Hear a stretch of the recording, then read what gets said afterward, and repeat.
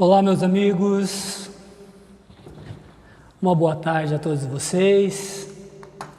Feliz de estar aqui novamente, mais feliz ainda porque a partir agora do próximo dia 1º de março, alguns dias da nossa casa já vai voltar a funcionar. Por exemplo, na segunda-feira e no sábado, segunda às 20 horas e no sábado às 17 horas. Então, meus amigos, sejamos todos nós, uma vez mais, muito bem-vindos para esse breve estudo de doutrina espírita. Então, eu rogo a Deus a sua bênção, a Jesus a sua paz e aos bons espíritos a força de prosseguirmos. Meus irmãos, o maior objetivo do Espiritismo é auxiliar, principalmente no crescimento moral dos indivíduos, da pessoa humana. E não é foco da doutrina espírita se envolver em distensões outras que não seja aquela de colaborar no crescimento moral e individual de todos aqueles que lhe buscam a sombra, que lhe buscam o amparo, independentemente de religião, de sexualidade ou de filosofia de vida, já que, conforme Kardec ensina, o Espiritismo veio para ser um auxiliar. A maior instituição humana é a família. Os nossos sonhos, os nossos projetos, todos eles passam pela família. Ainda que o lar seja constituído de apenas 2 ou 3 pessoas, ainda assim ele se resume numa família. Nós havemos então, meus amigos, de ter zelo por essa instituição e de preservá-la a todo custo dos nossos esforços, mantendo sempre o ambiente familiar saudável, respirável e respeitoso, gente? Bom, então, para auxiliar nessa proposta, vamos falar um pouquinho sobre o exercício de paz no lar. O nosso tema daqui da nossa Casa Espírita, o tema central do mês de fevereiro, fala exatamente sobre isso, sobre os caminhos da família. Todas as nossas palestras giraram em torno desse tema. E quando nós falamos de paz no lar, nós queremos com isso dizer a vocês o óbvio. E é óbvio que para que o nosso dia seja um dia feliz e produtivo, tudo isso começa no nosso ambiente doméstico. Se não, nós vejamos, quando nós vivemos, meus amigos, num ambiente desequilibrado, quais as coisas possíveis de acontecer? Nós passamos a sobreviver da ilusão de um mundo que não é exatamente o nosso. Nós construímos trincheiras ao nosso entorno que nos impede de sair das dificuldades. E essas trincheiras não nos deixam crescer, nem moral, nem espiritualmente, com os nossos entes amados, com os nossos entes queridos. O fato é que todos nós temos a família que precisamos nesse momento. Isso é fato. Todo o nosso esteio de crescimento, ele passa necessariamente pela convivência com os nossos familiares. Existem, meus amigos, estímulos de necessidades que são reparadoras que nós não vamos encontrar pelas esquinas da vida, simplesmente porque nós desistimos daqueles a quem nós deveríamos ser caros. Nós encontraremos esses estímulos convivendo bem com os nossos familiares, quando buscamos a paz no lar, dentro do nosso lar. Allan Kardec, o emérito educador, ele vai nos explicar no Evangelho segundo o Espiritismo, capítulo 14, item 8, quando ele fala sobre os laços de família. Deixa eu pegar aqui, capítulo 14, item 8, quando ele fala sobre os laços de família. O que são os laços de família segundo Allan Kardec? Peço licença a vocês para ler um pequeno trecho de O Evangelho segundo o Espiritismo.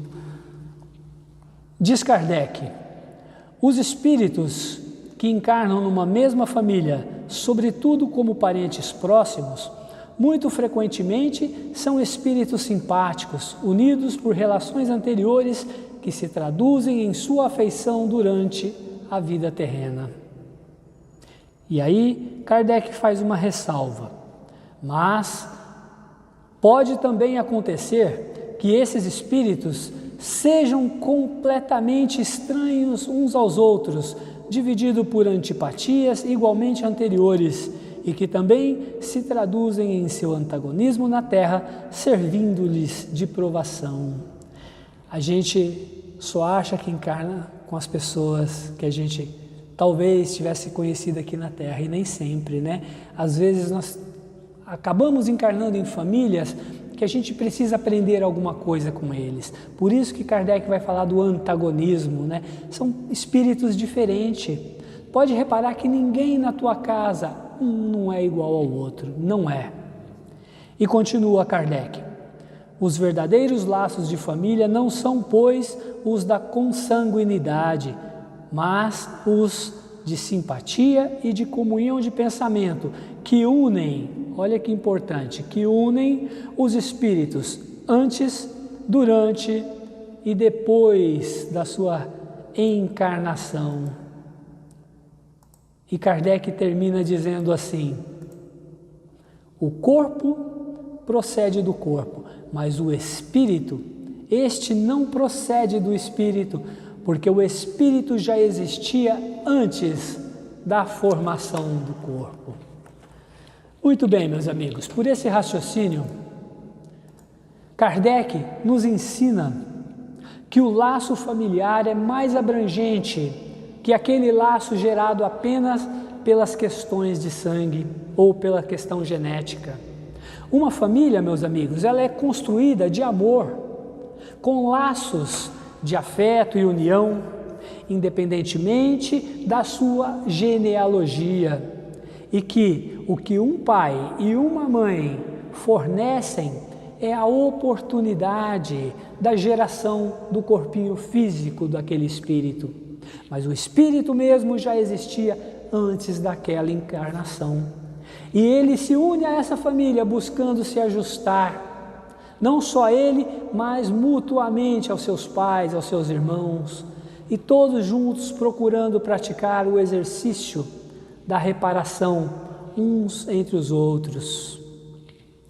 A doutrina espírita preza pela união e pelos valores familiares, porque Deus não cria nada sem utilidade e nem junta nada sem utilidade. De outro modo, meus amigos, se fosse diferente disso, nós seríamos como algumas espécies de animais que, após parirem os seus filhotes, os renegam, os abandonam e os deixam à própria sorte. Então, diante dessa visão, torna-se imperioso o zelo pela felicidade, pela manutenção e pela união familiar. Nós compreendemos na doutrina espírita a necessidade dos avanços tecnológicos, do conforto, a necessidade do lazer, mas nós não podemos nos permitir tornarmos-nos escravos desses exageros. É importante que ocasionalmente nós nos sentemos ali na nossa família, próximo uns dos outros, desses nossos familiares, para juntos darmos boas risadas, momentos de descontração. Um passeio em família, mas não aquele passeio com motivo de ostentação, eu vou para a Disney, não. Mas aquele passeio com o propósito de relaxamento das preocupações que se atrelam em nossa alma e perturbam a nossa família. De vez em quando, meus amigos, desligar os aparelhos eletrônicos e ligar o nosso coração e o nosso ouvido justamente para aquele nosso familiar dificultoso. Nem sempre é fácil o exercício da paciência, a gente sabe disso, mas não significa dizer que esse exercício seja de todo impossível. Nada é impossível quando nós temos a boa vontade. Encontrar um tempinho para se dedicar em família a uma visita solidária, né? Quantas vezes a gente faz isso?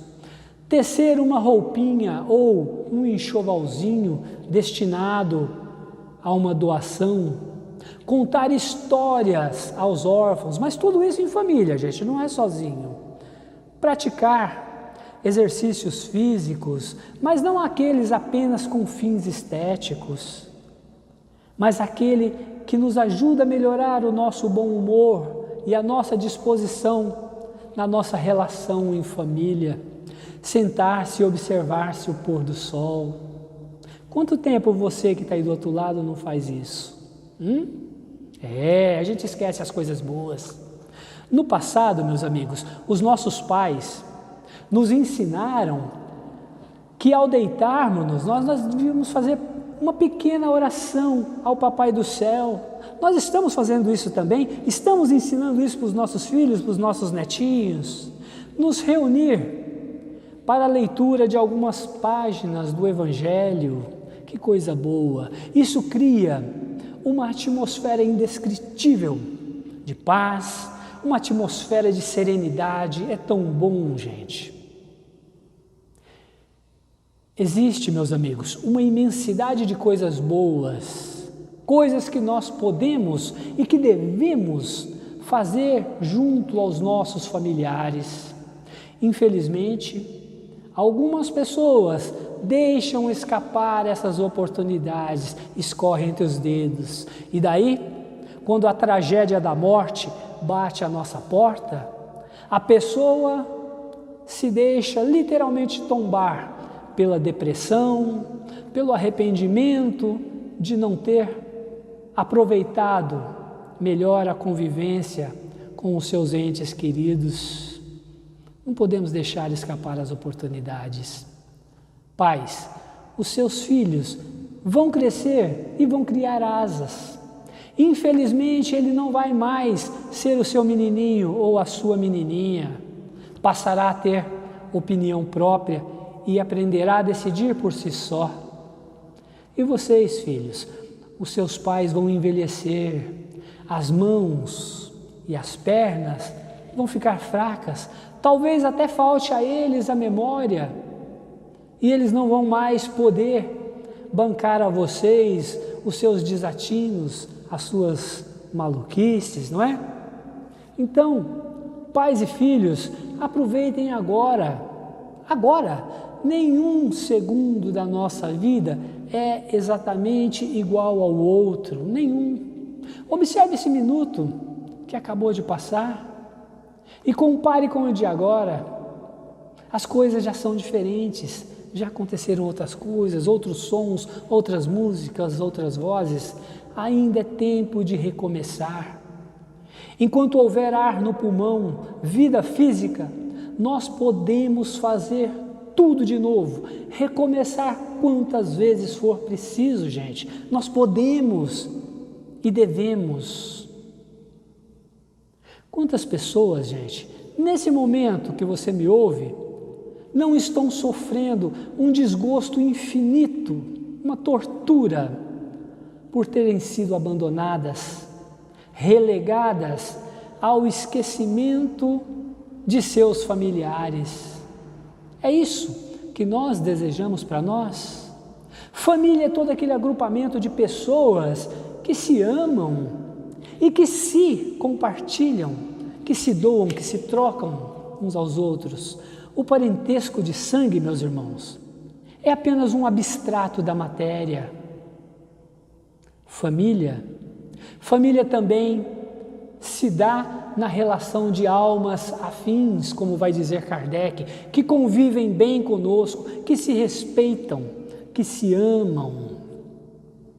Devemos fazer do tempo tão precioso da nossa reencarnação uma festa de amor, mas uma festa com aqueles que Deus nos colocou entrelaçados nos nossos braços, nos nossos passos. Uma festa com a família, com eles. Sejamos equilibrados, meus irmãos, em nosso lar. Participemos da vida uns dos outros, mas com respeito, respeitando o espaço de cada um. Nós não sabemos o dia de amanhã. Talvez nós podemos perder a oportunidade mais valiosa, mais grandiosa, melhor da nossa vida. Gente, essa é então a mensagem, a nossa mensagem dessa tarde, e que nós possamos, todos nós, juntos, refletir nesse convite tão importante que a doutrina espírita nos faz, que é justamente o de praticar o respeito, o amor, a veneração em família. Bom, meus amigos, essa era a nossa mensagem. E para terminar, eu quero convidar a vocês a buscarem lá no seu Livro dos Espíritos, da questão 203 até a questão 217, onde os Espíritos ensinam e discorrem para nós o que é a família, o que é o laço que nos une, o que é a reencarnação. Leiam lá, gente, não vamos ser acomodados, não, ser eternos ouvintes. Vamos buscar nas obras espíritas, que é a base da nossa fé, da nossa crença. E também peço que vocês busquem no Evangelho segundo o Espiritismo, lá no capítulo 14.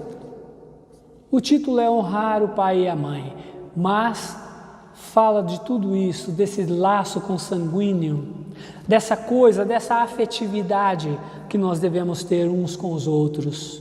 Então fica aqui a nossa proposta, já considerando vocês parte da minha família, e são. Eu lembro quando eu iniciei na doutrina espírita, que eu passei por uma conversa fraterna, e eu disse à pessoa que me atendeu: eu gostaria muito, desejo muito fazer parte dessa grande família espírita. E hoje eu faço.